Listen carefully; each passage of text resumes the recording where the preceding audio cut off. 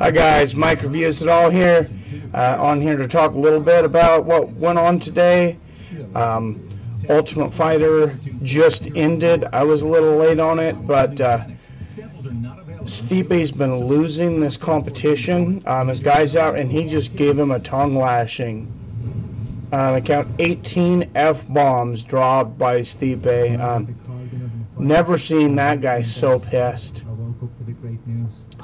I mean, he's a nice guy. He's one of those guys you never really see upset like that, but obviously he's a huge competitor, and he's absolutely irate with his guys. He says, when you go out there, when I go out there and I go home, I give it my best, and I know I can look myself in the mirror and I can talk to my wife and I can be proud about it.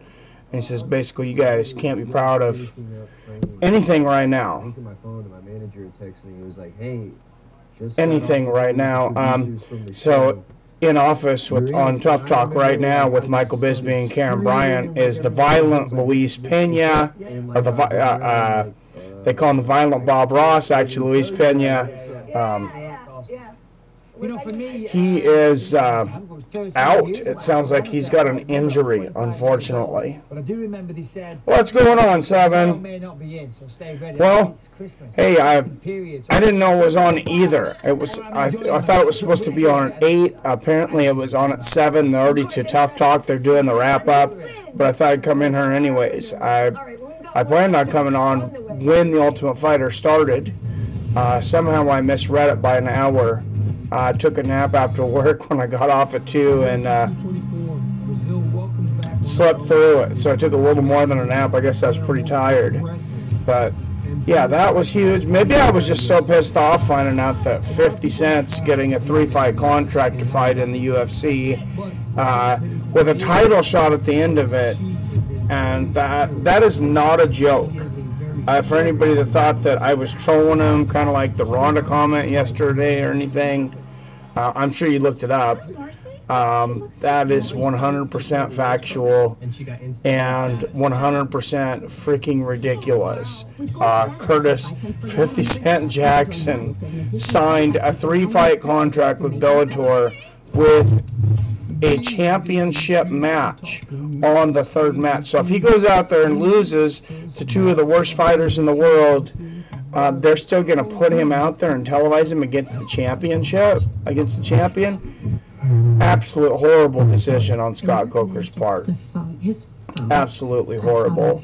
And this is even much worse than what the UFC did and Dana White with CM Punk, because at least CM Punk, they had him going against a guy that didn't have a whole lot of fights, and this one I kind of agree with more.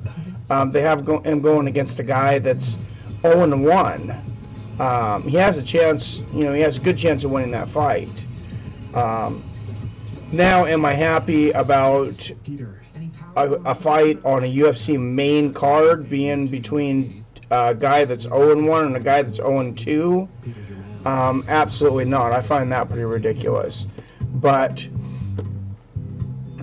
I think Bellator went even worse there. And this is a lot of people's worry with the UFC signing with Disney and ESPN that we're going to get some of this sideshow stuff. I really hope so. I feel like people are sleeping on Belfort and Machida. I feel like they are too. I gotta say at this point, go Machida. I've been a big Belfort fan for most of my life and most of his career, and then I don't know if he's got hit in the head too many times or what, but some of the things that he said about Michael Bisping on Twitter when he was calling him out and things, and of course he's the one who permanently injured Michael Bisping's eye. And then he went after him just viciously, said some of the most horrible things about him on Twitter. I really lost a lot of respect for him. But I hope that's a great fight. And honestly, in a way, I got to say, I hope we see the best of both of them. I kind of hope we see them both in their TRT'd up. I mean, why not? It's their last fight. I don't know that Lyoto Machida would go out like that. Vitor, possibly a different story. I don't know. But but Vitor had the legal TRT there for a while. Not that he wasn't caught doing other things ever, but you know, he had the legal TRT, and obviously he looked much different once that stopped. Machida, I feel, has just slowed down so much in the last few years. And then Souza and Gastelum is Souza a big 185er. Souza's a huge big 185er. That's going to be a great fight, though. And I believe it was Chael Sonnen, I was listening to a show lately, actually said Kelvin Gastelum was the most talented 185-pounder he'd ever seen. So that should be a big fight. I've always underestimated Kelvin Gastelum. I've underestimated him a lot of times, and he comes through to prove me wrong most of the time. So, what's going on, Cap? Thanks for coming in. I'm a little late. I missed the Ultimate Fighter, the full show tonight, but they have Luis Pena on set right now. My favorite guy, really my only guy that I was getting into in this show, and apparently he sustained an injury, not able to go on, but he is training. He is training, I believe, with the American Top Team, and he is going to get a fight in the UFC. That's Luis Pena and the Violent Bob Ross. He will get a fight, so that's at least exciting. You know, I'm happy for him about that.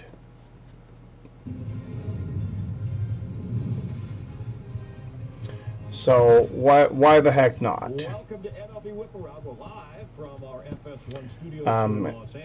You know, anybody should be able to get a fight now that we got CM Punk and 50 Cent fighting. I mean, Jesus. I gotta tell you guys, I really couldn't believe that when I read it.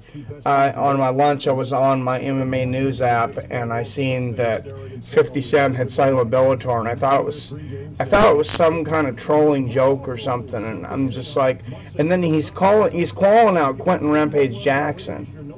He would fight at light heavyweight.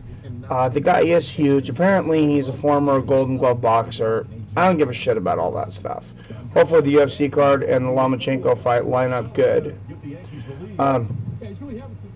That's kind of what I was thinking, Seven. The crappy thing is, on May 12th, it's the same night as the next level of the Bellator Grand Prix. UFC and Ryan Bader versus King Mo are at the same time. So we would have to choose. I actually think that the next round of the Bellator Grand Prix might be a better idea than this next UFC card. I don't know what you guys think. It's a little 224 is a little bit of a sleeper card. Pennington versus Nunez. I think Pennington is I think that's actually going to be a lot better fight than a lot of people think. Pennington's very talented, although she's been out for a while, and that's kind of the thing. I wish she would have fought when she'd been a little more active, but she's definitely got some skills there. She could definitely, if Nunez underestimates her, there could definitely be an issue. Then, yeah, you have Kelvin Gastelum and Jacare Souza. That's going to be a striking war. Pennington definitely can take a hit. She is a slick transitionist. She's got great wrestling and submissions, but that girl is very, very wily on the ground. She's probably got some of the quickest transitions of any female in the game, as far as moving, you know, from and sweeps from the mount to the side mount to the full mount, and transitions standing on the feet also. Being able to get double hooks, being able to turn girls around on the fence with that dirty boxing. You know, she did it against Miesha Tate. A lot of people thought, oh, Miesha Tate shot when Raquel Pennington beat her, and then she's beat a lot of good girls out there. So, you know, I was a little surprised that she was getting the shot, but not as surprised as a lot of people were. Of course, what we really want to see is Nunez and Cyborg, and they've been going back and forth. Nunez was saying Cyborg didn't want to fight her. Now all of a sudden Cyborg saying that Nunez doesn't want to fight her. Then there was rumors that Nunez was saying she needed a little more time. I think some people possibly whispered in Nunez's ear and said, yeah, you can possibly take this girl, but this is a super dangerous fight, the most dangerous fight out there. Why don't you take a couple more paychecks before you go and you know, risk your livelihood? The thing is, I believe she would still keep her belt. As long as timing lines up right, she shouldn't have to relinquish that belt. Because she's going to be going up to 145. If she lost, GSP did this. GSP went up in weight, or excuse me, BJ Penn went up to fight GSP. Went up in weight and lost to GSP. The size advantage was definitely a factor. It was very apparent from the beginning, and that was a controversial fight. I know I'm going off the rails a little bit there, but that was a little controversial when BJ Penn fought GSP because GSP was found having so much Vaseline on him. Just a ridiculous amount of Vaseline. And a lot of people think that that had something to do with BJ Penn not being able to submit him, especially in those couple first rounds while everybody's dry.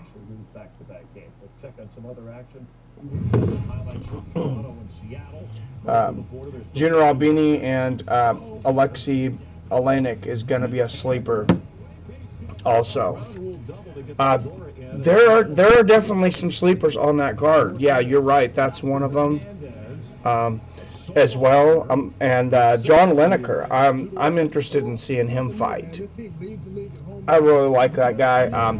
He's very entertaining. I'm bringing up the card right now.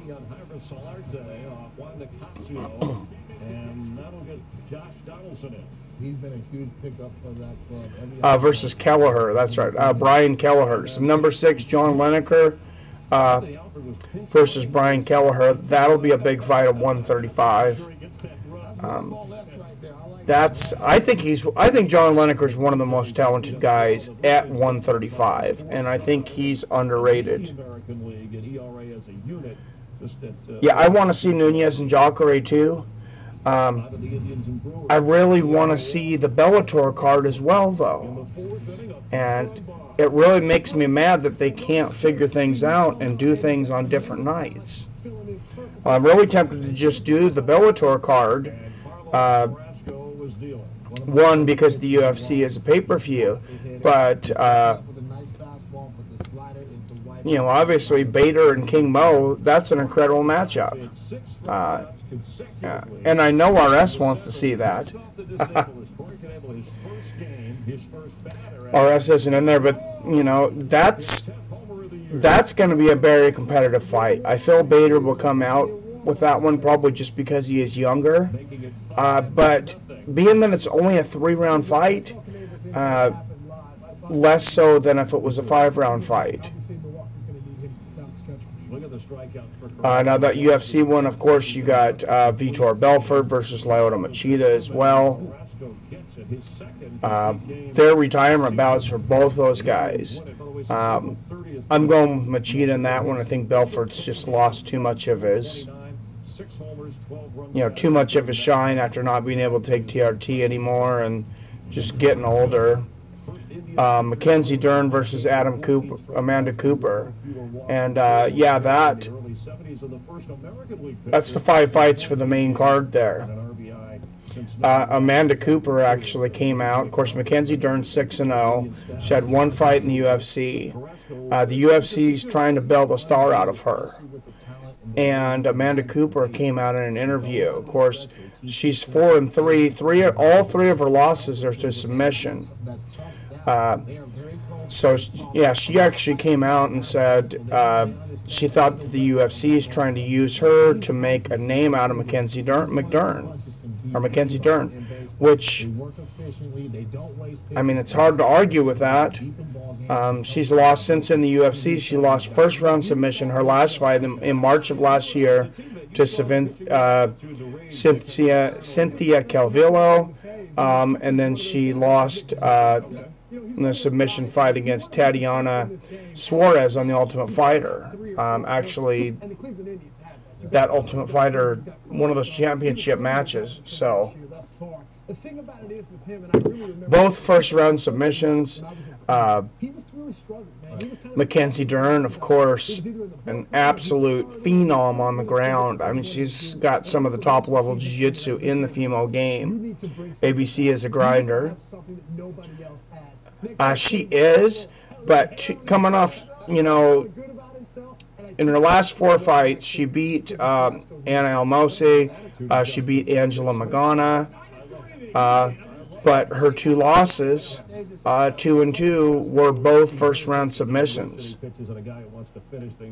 So I think the UFC kind of lined Mackenzie Dern up just right to look good.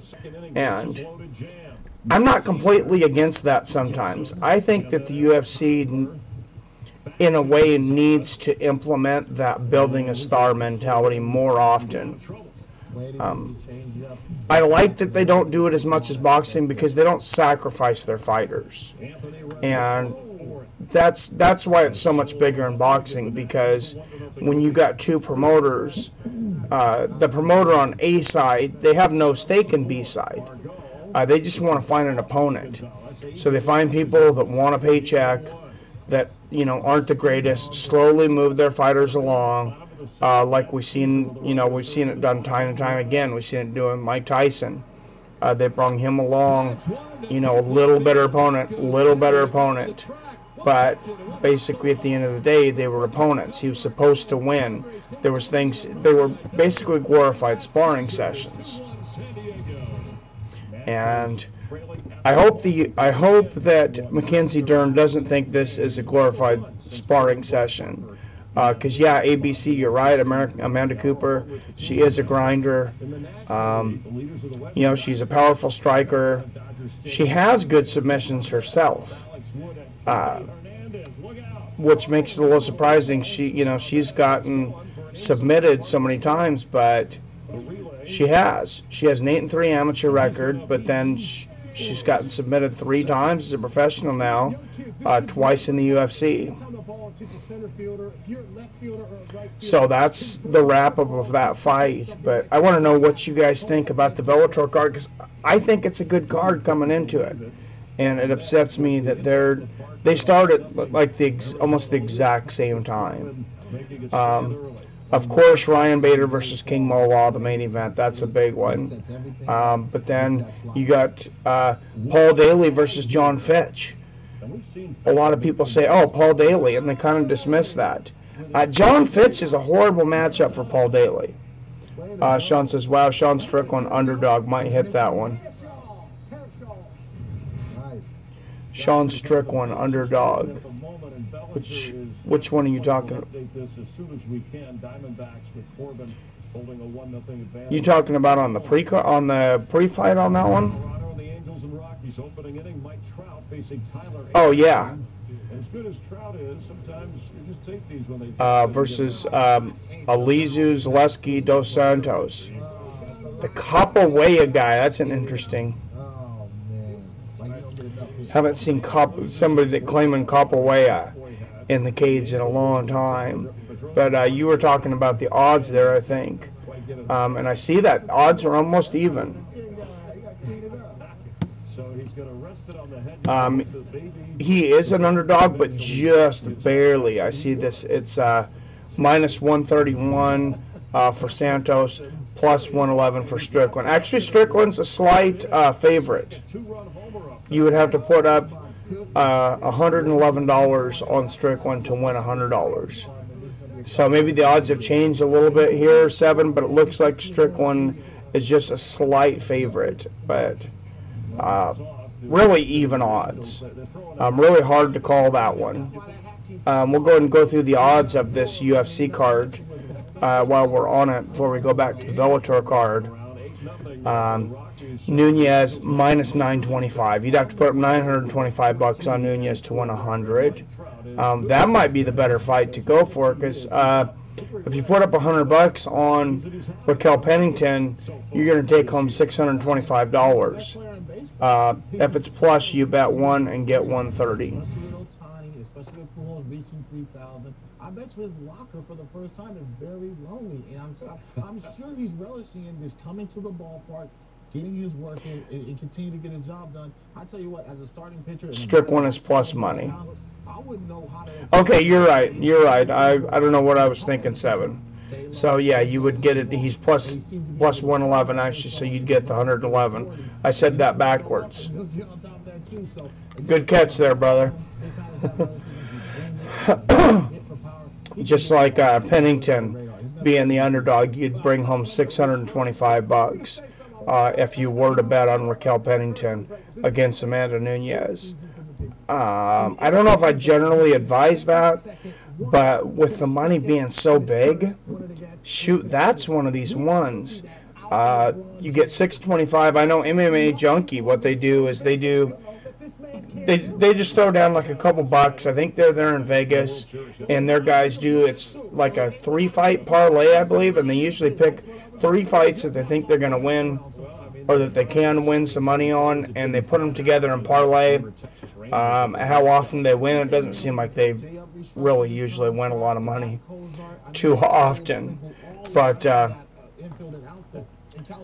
that might be worth throwing 100 bucks on Raquel Pennington to come back with 625. That's a pretty big, that's a pretty big swing. Jacare Souza, Kelvin Gastelum. Souza just a slight favorite at minus 145. Gastelum plus 125. So I don't think I'd put up 100 to win 125 on Gastelum.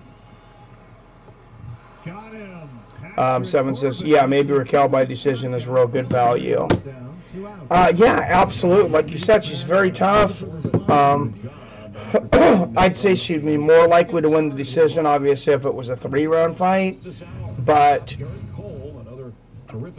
you know, you never know. Raquel Pennington has incredible cardio. Nunez, if she goes in there and goes for the kill and isn't able to put Pennington away, maybe she gasses herself out. I don't bet on fights, and there's not too many fights that I want to bet on. There's no betting around me, so I really can't. But if I was in Vegas, I might throw 100 bucks on Raquel Pennington. Probably be like plus 900. Yeah, here the UFC odd. What's the UFC is not the official odds. Each casino has their own odds, of course. Nunez is minus 925 though, and Pennington's plus 625. Yeah, you're right. You could probably find some better odds out there. Is sports gambling legal where you're at, 7? The fact that it's not legal in every state in the United States is just absolutely freaking ridiculous. It was a rule from back in the 70s that came out that illegalized it basically across the nation.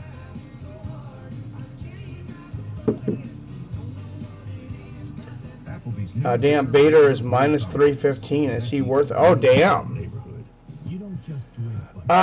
You know, King Mo's had quite a few injuries lately, and he's over 40, so I think that's a lot of thinking. I would not have made the odds that big, though. Not at all.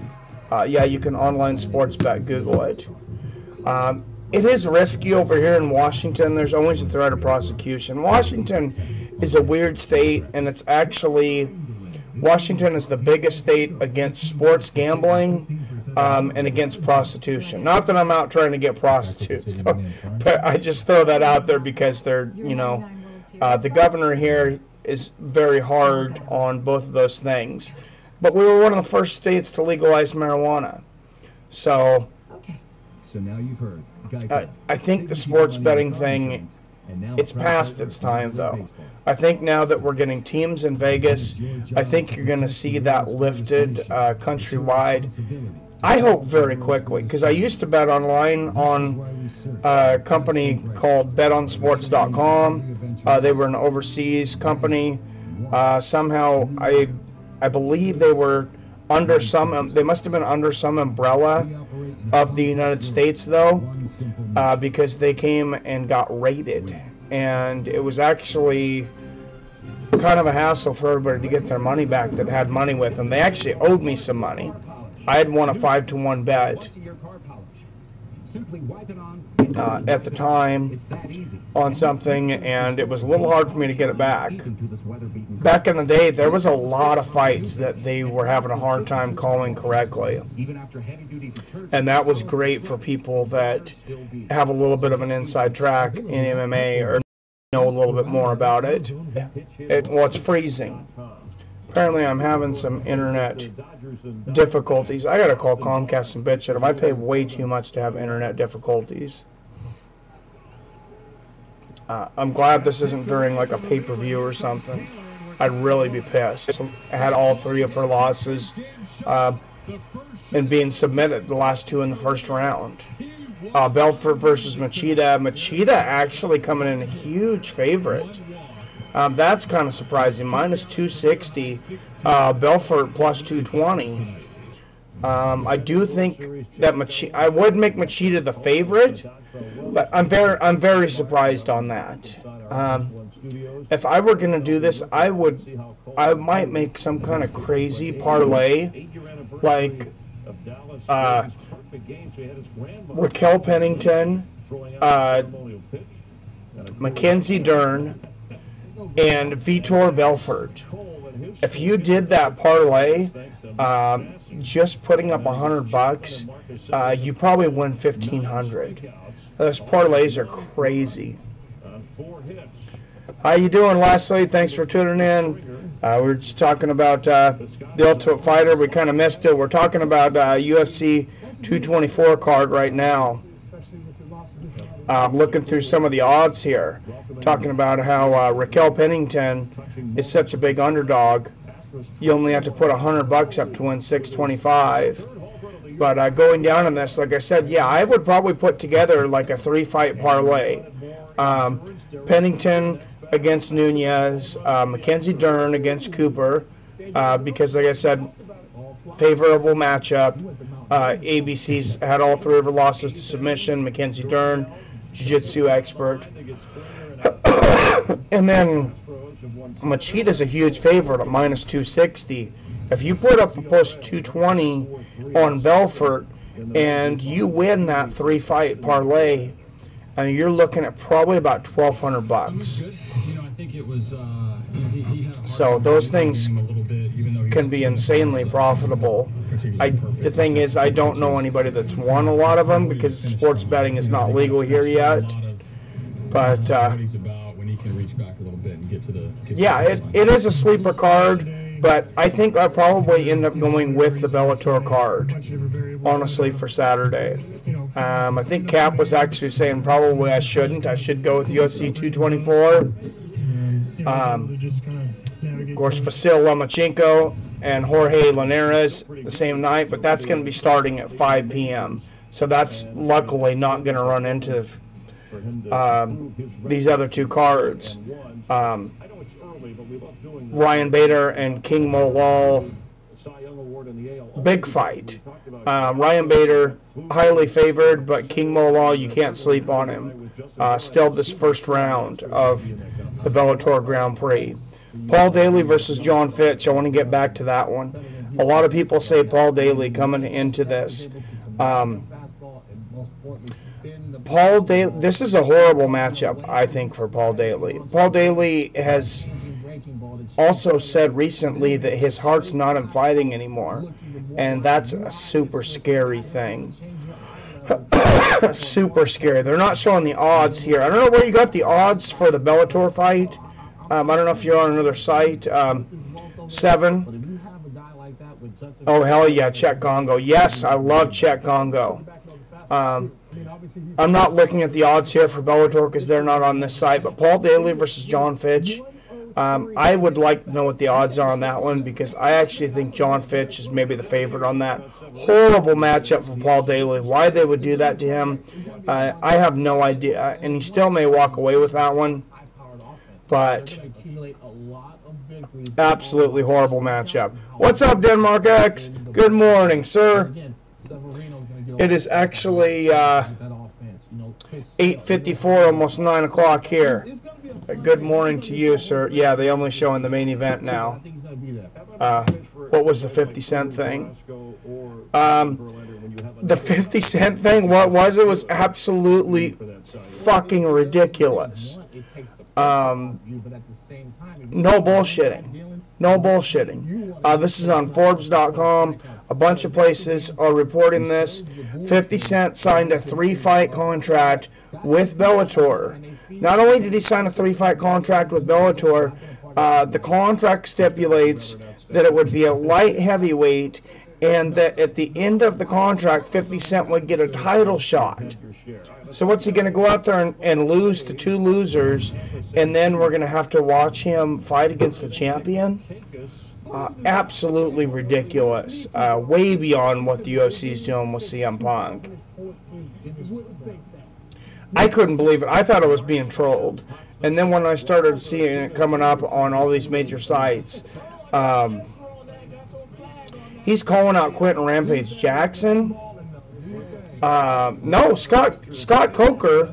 I'll try and find you guys the link to it. Scott Coker did the signing. It's ridiculous.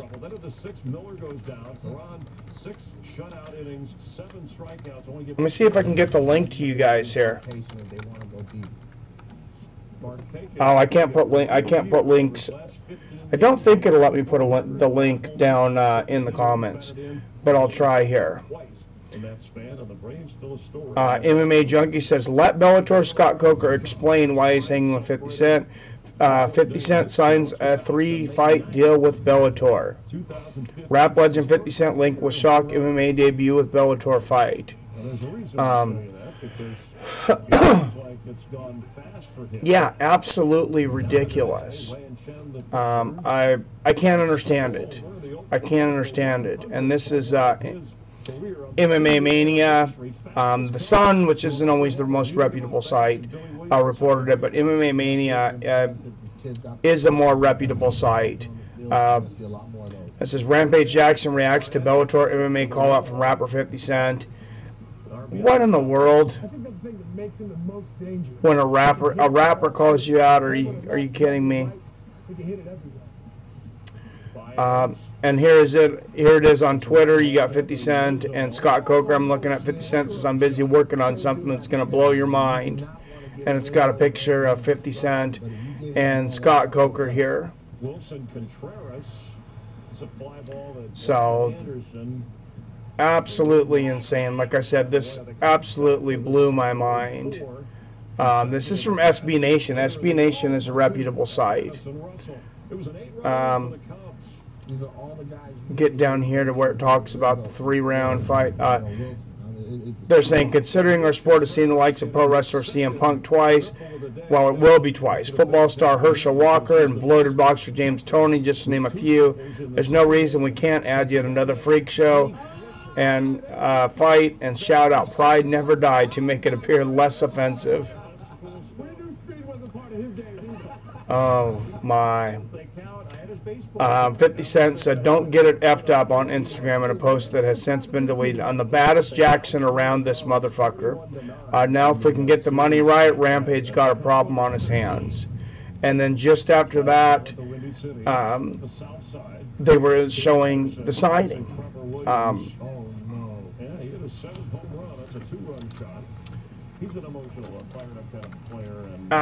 Absolutely heinous and ridiculous in my mind.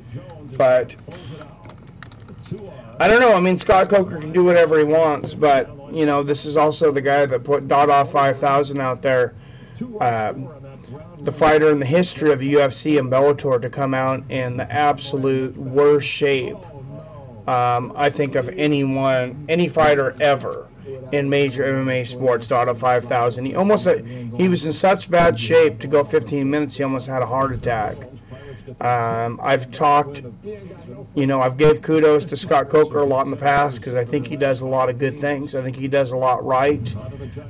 This one, I think he did a lot wrong. Phillies have been racking up some runs on giant pitching, and he in the opening inning. So we'll see what happens with this one, but this is not cool, Bellator. Please don't give us 50 Cent, and please don't give us 50 Cent and Rampage Jackson. 9-1 in the sixth. Santana again. This time. All right, I'll give you guys this link, and you guys see what you think of it. There's some more reputable sites out there. This one's just an hour ago, actually. This is probably the most detailed story from Fight World. Let me see if I can put that link in here. It's probably not going to allow me to. Oh, hey, what do you know? Sometimes it'll let you put links in, sometimes it won't. But Seven says, I heard it was a business deal, but yeah, if you search it, you'll see multiple articles. RS said they could make him fight another rapper or some other famous person. That would be fun. But a real fighter is just disrespect. Famous people do attract fans and make good money. It's crazy how people are willing to pay more to watch regular fighters. This should be on somebody's YouTube channel, though, honestly. This should be on Fights with Friends or, you know, MMA Holes or something. This should not be on the Paramount Network if they're trying to be a legit MMA business. You know, I see that draw for celebrities to fight, and I see that draw when you got beef. Anytime you have true beef and you have you know, guys that the fans really want to see fight, no matter what the issue. We've seen those two YouTubers sold out that O2 Arena, I believe, in London, like 60,000 seats. That was incredible. A lot of people actually said they wanted to see me and Chris fight MMA Holes. Neither one of us are professional fighters, so why there's so much interest in that? It's just, fighting's just that kind of sport. Nobody would want to just play basketball. No one would want to watch us play baseball against each other. But fighting is a different thing. Apparently, I bought into that a little bit as people started to call out. I don't back down from anybody. I'm like, hey, I'll fight him, absolutely. And I didn't talk a bunch of smack. And he came back at me hard and said, you know, I can't make heavyweight, you know, kind of made fun of my weight some, which, you know, did piss me off, I will say. But he's a lighter guy. He could maybe make 185. I could make 185. You'd have to give me a year right now. You have to give me probably at least 6 months. But yeah, for some reason, when it comes to fighting, we would put guys in that we definitely wouldn't put in regular sports and want to watch it. If he wanted to play in the NFL or NBA, they wouldn't allow it. Great point, RS. No way in hell. No way in hell. Yeah, that's what I was just saying. Are you kidding me? I mean, Michael Jordan was one of the greatest NBA players ever. He played baseball in college. He got up to AAA ball. He left basketball to chase a baseball career. And he never suited up in a professional game. He suited up in a AAA game, and the most attention he got at those games was when he would have every once in a while at some of the practices, he would start shooting baseballs into the basket, and that was the most, you know, that was the most attention he ever got, because people knew he was a basketball player, not a baseball player. 50 Cent should be rapping at these things, not fighting. I've said in the past, Kyle Nelson actually agreed with me that we need more entertainment in these things. We need more entertainment in the UFC, in Bellator. I don't think it cheapens things to have different shows and stuff there. I think it would be great to have 50 Cent do like a little mini concert in between some fights. Actually, if I'm Bellator, this is what I'm doing, because the UFC, I think, is missing out on something here. I would do some kind of short concert during a fight event. So here's what you have is you have in between fights, when we have all this talk and all this dead time, you have 50 Cent go out and perform 2 songs, maybe 2 or 3 songs before the main event, a song in between a couple other ones, and you probably get in 8 songs, you probably get in close to a full album just in the dead time on some of these cards, especially if you put a couple of these in the prelims. You would add some more interest to the prelims. I would throw Metallica in there. I would throw, if I was Bellator, I would sign Metallica. I would sign 50 Cent. I would sign, tough guys. People that MMA fans like to listen to. And do that between fights. I think it's an incredible idea. Boxing does it every once in a while. You've seen Mayweather come down to a little bit of live music. RS, as you know something, I think UFC and Bellator should get somebody reasonable for making entertainment and theatrics for the fighters. WWE mode, but in the end, they fight for real. I totally agree. A lot of people think that it cheapens it. What cheapens it is having ridiculous people fight each other. Chael Sonnen would fit well in that job. Absolutely. But yeah, what cheapens it is having ridiculous people fight each other. That's the sideshow that everybody has an issue with. But I love the Pride entrances.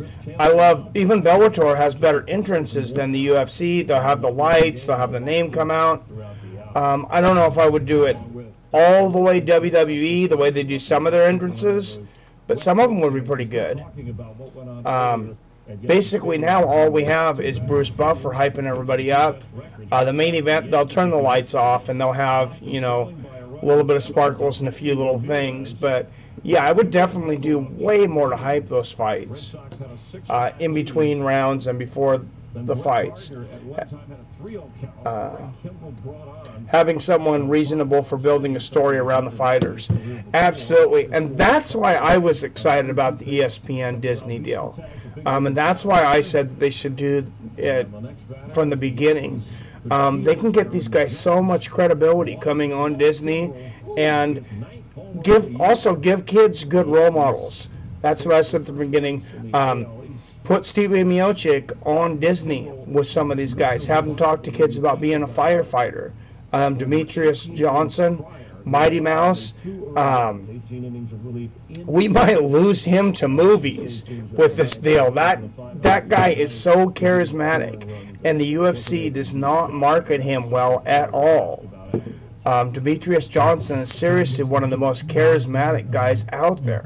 I mean, you just listen and talk to him. People are like, oh, he's a nerd. He's a video game nut. He is a charismatic savant, I would almost say. DC obviously, captivates the camera. Conor McGregor, a lot of people say on the other side, you got the issue with Conor McGregor, and are you going to see more stupid antics from him and things?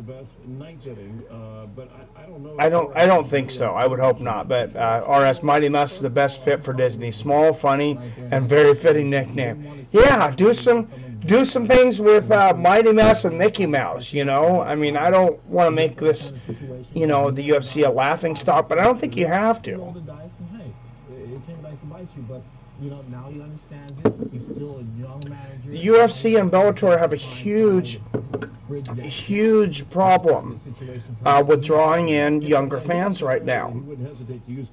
Absolutely ridiculous issue with drawing in younger fans. So why not have the children's superhero? Yes, exactly. Mighty Mouse, Stipe Miocic, Daniel Cormier. Promote these good guys. I wish Randy Couture was still with him. God, that guy would have been you know, he would have been one of the best role models for children out there. But we have a lot of role models out there. And you know, you could do some funny skits. You could do some different things. I can just see doing. I would almost pay pay-per-view to watch Nate Diaz with the kids doing balloon animals. I think it would be absolutely hilarious. Huge ABs from the young bombers at the bottom of the lineup. You know, what they could do with this is endless. My one fear is that they would try to put their ESPN analysts in there. I don't think that's going to happen, though. They might try to push some of the boxing analysts a little bit, and they might have some shows where those guys give some of their opinions. But I don't see WME, and especially Dana White, giving up that kind of power to put those guys in there. But I think it's 99% good. The sign over. Let's go back to the Bellator card, though. I know we got highly derailed here, and I want to hear RS and 700 out there which card you'd rather see, if it's UFC 224 or the Bellator main card, which it looks like is going to be at 9 p.m. Let me look up the actual, go to the actual guide, since I don't trust, I don't trust at all what they say on some of these internet sites, because they screw up these times all the time. I'm going to go to the Paramount Network and see exactly when this UFC fight's going to be starting. Excuse me, Bellator fight. We know when the UFC. You got the prelims, and then, of course, main event's going to start at 7. So just a second, I'll get with your question, RS. I want to see exactly when this Bellator card drops on Paramount. We know they're not going to show the prelims on there. We could do the prelims one of these days because they show those online.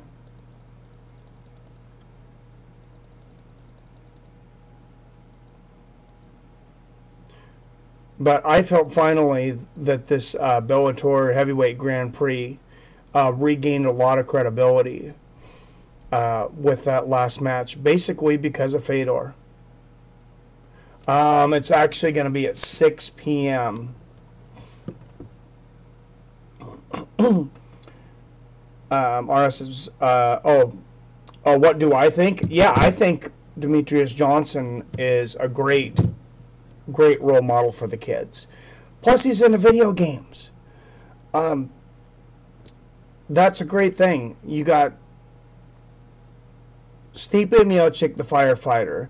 You got Daniel Cormier, who lights up. Seems like he's got to be one of the best people around kids around.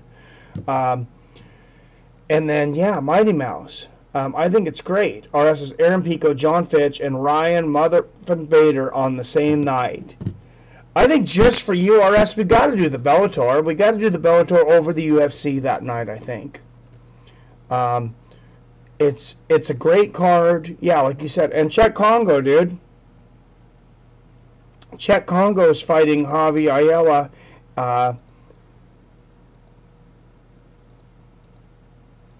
I'm looking at this now. And Aaron Pico.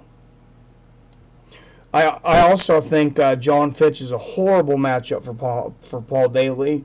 I think John Fitch very likely wins that fight. I mean, he's got a lot of skills that Paul Daley doesn't. If he can get past that initial rush in the first round, I think that fight could be very problematic for Paul Daley. Why they gave him that matchup is beyond me. And then, yeah, you got Aaron Pico versus Lee Morrison.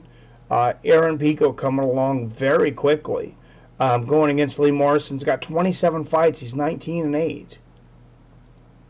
And then Czech Congo versus Javi Ayala. Czech Congo, of course, we wish that we could have seen him in the Heavyweight Grand Prix. I can't remember what they said the reason was that for.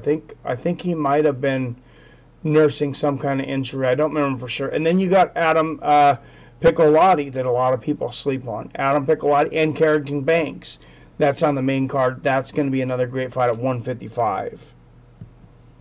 John Fitch is going to Fitch him, the master of lay and pray. Yeah, and that's the issue with John Fitch. John Fitch never got because John Fitch wasn't a great fighter and because he couldn't win fights. John Fitch got cut basically because he wasn't entertaining. And there's another guy, and it pains me to say this, but Jake Shields is another one of those guys that fighters just really didn't connect with, because Jake Shields is actually a really good friend of mine. And I wish he would work on his striking a little bit more. But we've been friends for a long time. I need to have him on the show, actually. But I want to start having at least one guest per week. I also need to get up my audio version of this, though, which, of course, audio interviews do much better than video interviews.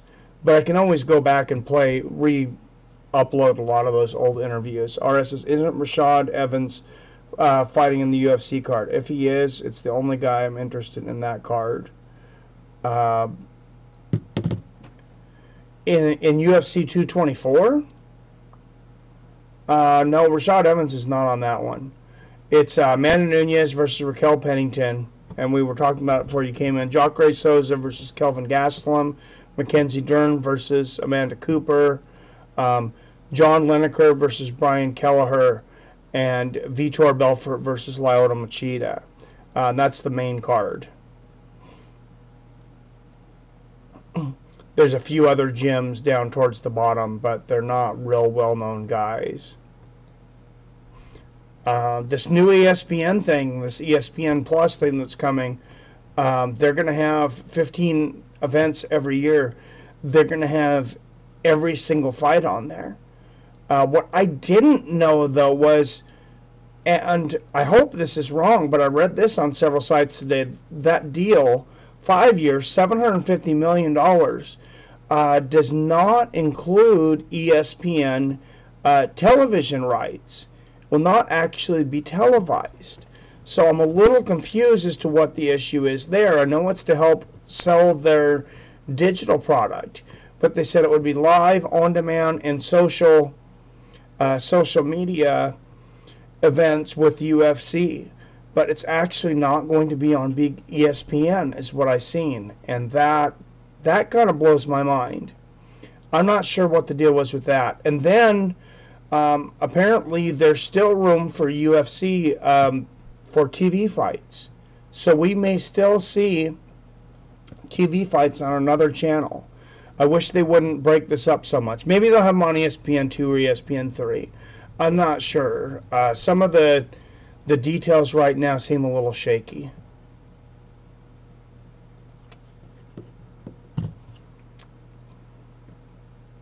But yeah, Czech Congo, Javi Ayala, like I said, Adam Piccolotti versus Carrington Banks, Paul Daley versus John Fitch, Aaron Pico versus Lee Morrison, and then, of course, King Ryan Bader versus King Mo Lawal.